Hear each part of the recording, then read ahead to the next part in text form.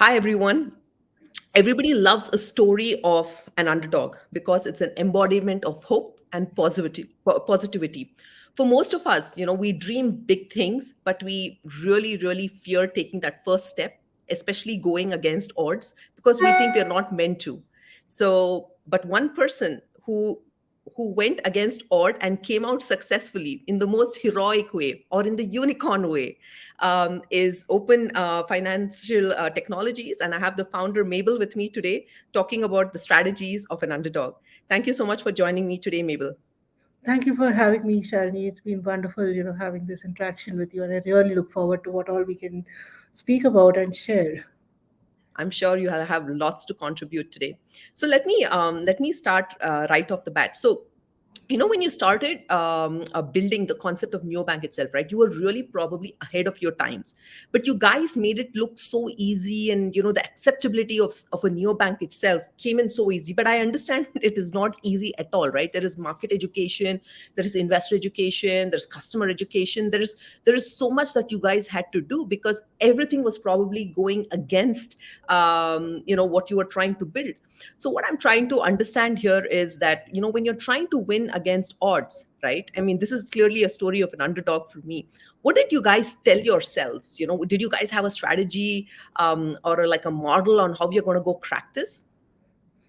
I would say somewhere it was deep rooted into our experience as entrepreneurs. We've done, at least Anish and I have done four other fintechs together. I have done five. He has done seven overall startups. And being ahead of time was not something new to us because everything we did before this was way ahead of its time. I started out doing biometric payments in 2006 when there was no Aadhaar biometric data or even biometric readers available in the Indian market. Thereon with Anish, when I joined forces, it became near sound data transfer. It was a technology that existed before NFC came in. We tried our hand at NFC, failed miserably because that was way too early, 2009-10, when we were trying to do NFC based payments in India. So it's been, and even the payment gateway we built, which was almost like Stripe in the US, but made for the Indian market, where mobile apps were coming in, and the payment interface between mobile app and how the payment interface looks on a mobile app could be controlled by the developers when they were coding the app itself. So we were kind of the first to even have the technology readiness in the Indian market for that. But again, we were like 6 7 months ahead of our time, probably, and we burnt out. And so this time around, at least when we started to identify what's the problem that we wanted to solve that was a problem of today, and secondly, a problem that had a mass appeal. A lot of time that I spent post the acquisition of my earlier startup by Citrus Pay, where I was handling marketing for them through community evangelism sessions that I used to do over the weekends.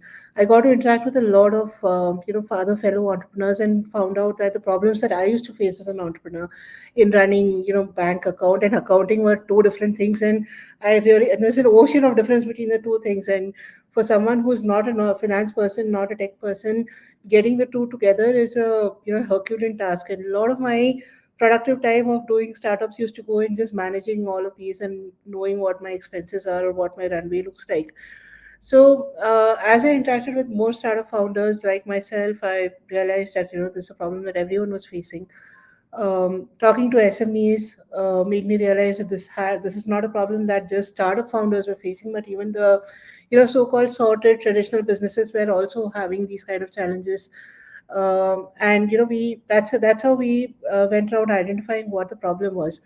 And of course, yes, I went through everything that you spoke about, which is on how do I we decided to take the neo banking approach to solve the problem, but at a time when no one knew what neo banking was in India, right? And there is the investor education that you have to do. There is the customer education that you have to do. So trying to leverage as much of content. Those were also not times where we were heavily funded for having a proper marketing strategy or a PR strategy per se. So trying to do $0 marketing of in whichever way possible, through discussion forums, through blogs, some of those things to see it because there are only so many questions that you can find around neo banking when you look for, and when content is not already available, you need to start seeding content in order to get conversations going. So yeah, heavily using LinkedIn to spread the word, making market research reports, reaching out to banking partners, leveraging some of those conversations in driving engagement, making the effort to put out a lot of information around neobanking as a whole itself, so that investor interest would also come up in the segment. So apart from all of that, somewhere the fact that we were solving a problem that had a mass appeal, that had that touched so many wide range of businesses. It's not that I'm solving something only for the manufacturing segment or only for the say retail segment. It's something that cuts across I think different but stratas of small businesses as well. collecting that information was very crucial for you guys to start open. Did you go through a lot of these market study and research? Of course, the pain point is one, right? People's willingness to pay for it. Will they be open to this? Will it easily integrate with their existing data and so on? Did you guys do all of this research before you actually went on to build the product itself? I wouldn't say completely, because if I wait for all of that research to happen, then Open would have just got started right now. And also, I don't heavily bet on just, at least it's a learning for me personally from the time I was doing NFC payments. We built the entire premise at that time because there were all these big research groups that had published how NFC is going to be the future of contactless payments and all of it. Right. So we had built an entire premise of a startup just basis research reports at that time. So this time around we were a little more cautious, but obviously yes, doing that, having the knowledge that this is something that solves for the masses, and then own experiences and own conversations that we would have with fellow entrepreneurs is a lot of things that we relied on. And a lot of focus, even once we so you don't always build when you start to build a new bank, you don't build the entire of the platform. So you first identify one bit that you want to build, you build that, put it out into life, see how the users are. By then you would have created a wait list, so release it out to say 100 people, see how they interact with it, what's the feedback, listen to the user, put back that feedback into action, and then build further depending on and somewhere this is a philosophy that most of Y combinators have, that build things people want. So you'll never fail if you do follow that strategy as a whole. Right, right. I think one is definitely, you guys are very, very high conviction entrepreneurs, right? And I think a lot of that also comes from this deep insight and the single focus that you had when you began, right? And of course, now, of course, Open has become much bigger. But I think that the deep insight is what's very useful because, as an investor today, I work with a lot of entrepreneurs and also as well as funds, right?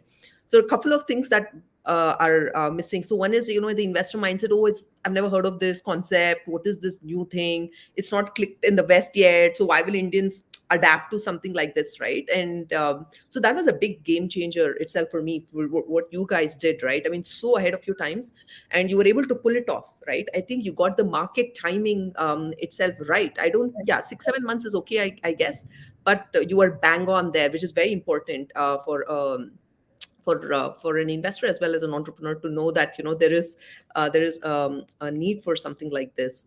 Um, so so let's rewind this a bit more, right? So when you were building this very early on, although you guys had a high conviction and deep insight into the space, how easy was it to build a team to come together to imagine this product? I would say that when at least the initial few folks who worked in Open, at least maybe the first 15, 16 employees were folks whom we have worked with at different parts of our journey before. So they already knew what kind of entrepreneurs they were working for, or what kind of a team, the very early startup team that was there. Most of them had had some experience of having worked with each other before. I still remember when I first interviewed, the first person whom I hired, not from my network, was my content head, Devika, and she took a rookie bet on us because I didn't even have an office to call her to for doing an interview. I met her at a Starbucks for a interview for that matter. So it was a bet for her, but it was definitely a bold bet because she was otherwise coming in from a very structured organization into a group of probably friends at that point of time who all knew each other. So she was this new girl, new kid on the block, and but slowly, gradually, we realized that listen, we all are comfortable. She also needs to be comfortable with us. So that got us thinking that we can't always build a company out of our own network. So if we have to build an organization, what kind of organization do we want to build? So Open, as much as it's known for being a fintech startup, Open is also known for the kind of culture or work culture that we build, and we put structured ways in which defining. So the culture is not something that Anish and Mabel or Dina and Ajish have decided, right? It's something that everyone got together, brainstormed, and decided that this is what we want our company to look like.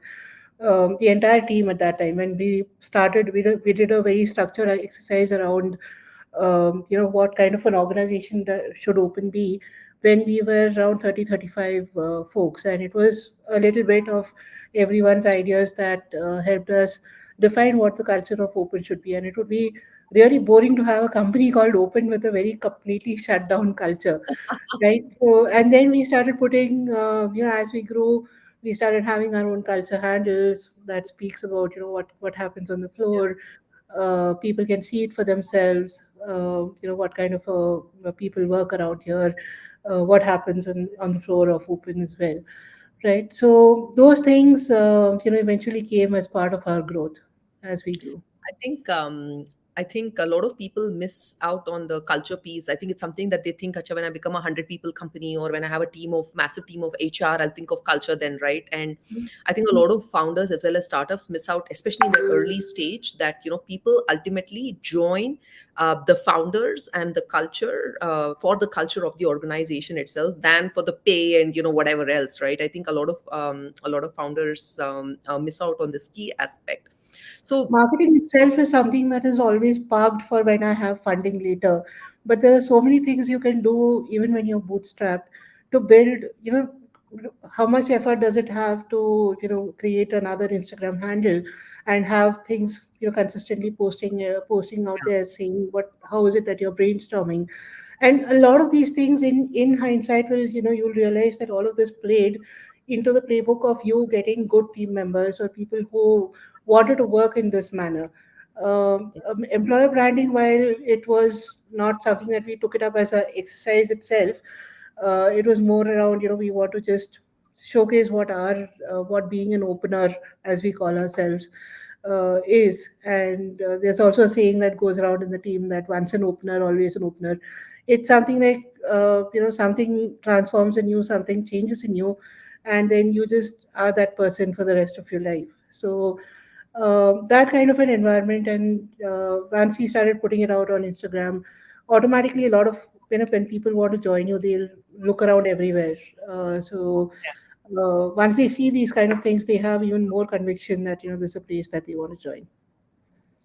yeah, yeah. I think you're right in the sense that irrespective of you trying to do marketing or build the culture or whatever little that it is that you want to do for your employees, you don't need millions of dollars in the back. It needs the right process and of course the thought process to think about this and execute, right?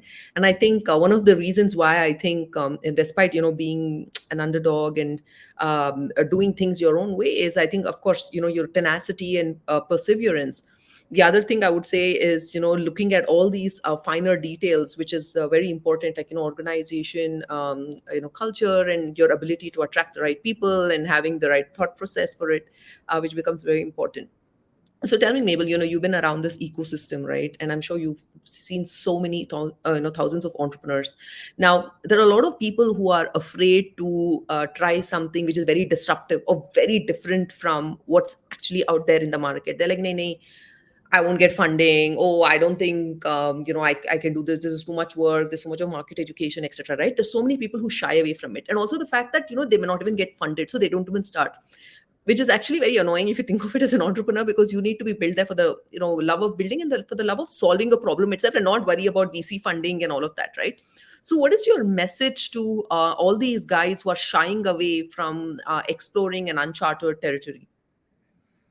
See, it's all about what your conviction is at the end of the day. If you are convinced that what you are solving for, what you're building, has a good amount of potential, and then you've done a little bit of research on, back history on what premise you're building, and you put things into use, and you're constantly listening to the user, there are not many chances where you would go drastically wrong from what your conviction is.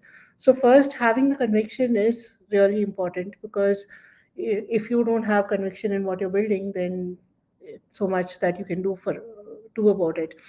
So that is the first thing. And then once you feel that, this is something that I strongly feel about, that I should be doing something about it, go for it. If you don't go for it, who else will go for it, right? Why do you want to always listen to that devil's advocate who's playing in your head? Uh, Chances are you will try something. Once you put it into action, you will know which way things are going. You either ways, it is a lesson, whether it succeeded or whether it failed. I would say that I learned my biggest lessons in all the downfalls and the failures that I have faced before. And those taught me some very important lessons in life. And not just, doesn't everything have to come into B school kind of, learning, but also it somewhere changes you as a person. And even if you fail as an entrepreneur, there's a lot of importance you would get compared to someone else who has just been, playing a role of an employee in some other organization. Because as an entrepreneur, you would have thought about strategy, you would have thought about branding, you would have thought about how to sell, how to market, how do you build, how do you productize. That's not something that everyone comes out with. So any day, even if you fail and you have to revert into a full-time job, you become a more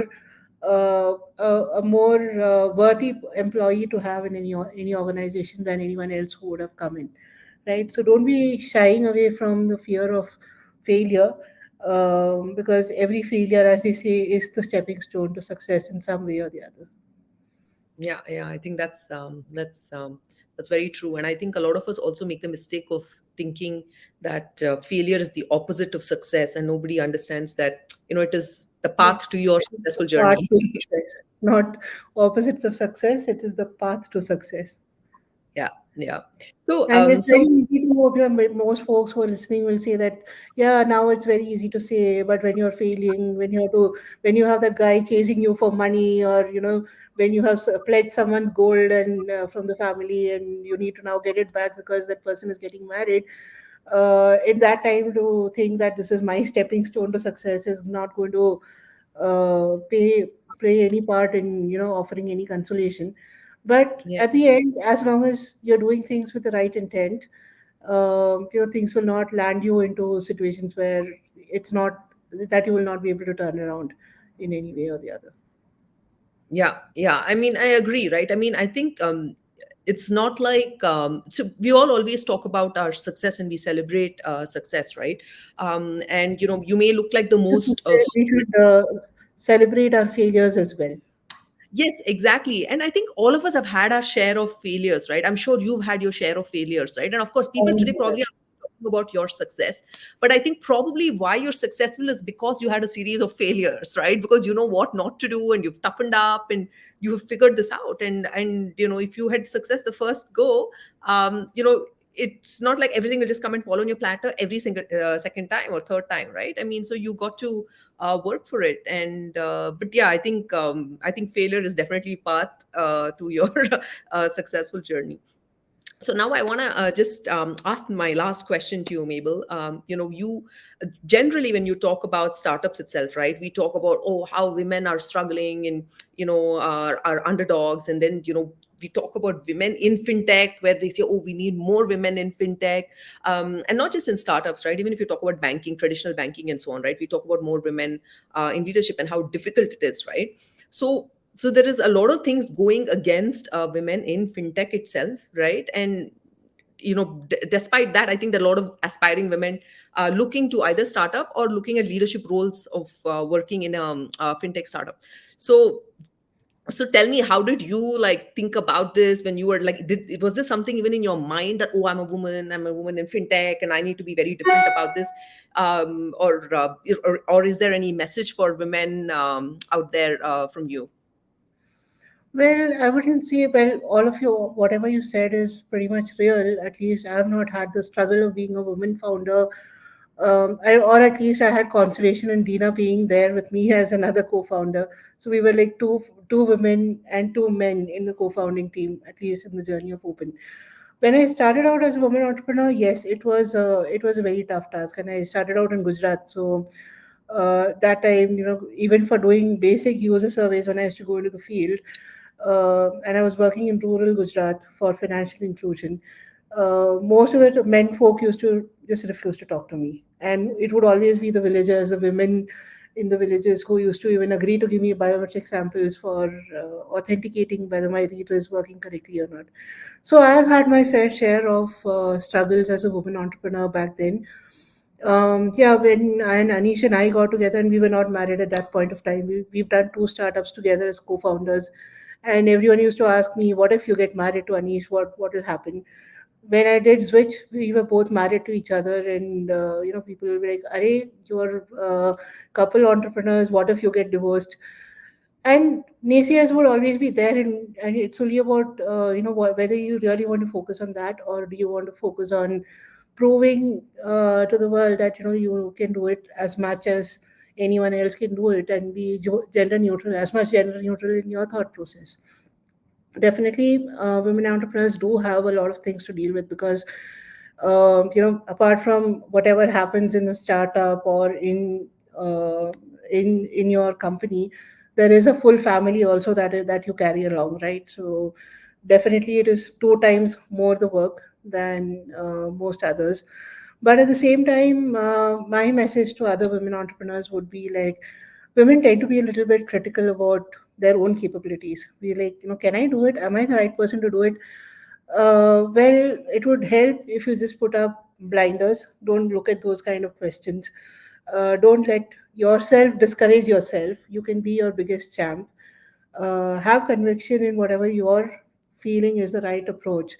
And as women, we are blessed with sixth sense, and we never go wrong on that.